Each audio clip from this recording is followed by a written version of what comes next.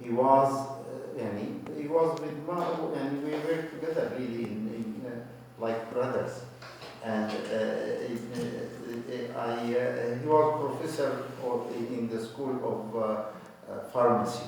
So I asked him the question, okay, I have opportunity to go and study PhD, but this opportunity is based on selling my house that I live in, and this is the only property I own. Should I sell it and go and for education, for PhD, because I failed in getting the scholarship. I attempted 9 times and I was prevented politically. All these 9 times, I was prevented from getting that privilege. Should I sell my house and go for study? He said, yes, sell your house and go for study, because the house will not buy you a PhD, but the PhD will buy you a house. Get PhD and then you can buy later a house.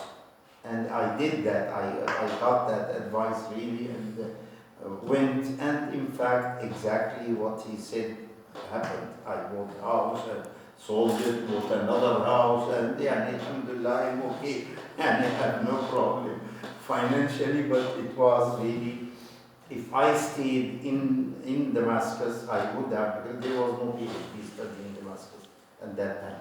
I would have remained a good employee in the state audit department in the government. So even if I reach the head of that department, it will not definitely buy me a house.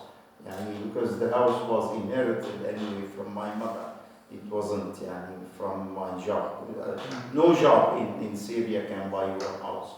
Definitely.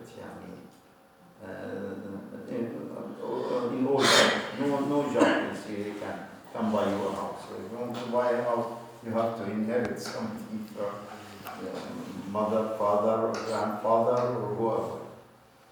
So, and that was the advice. Definitely was a great advice.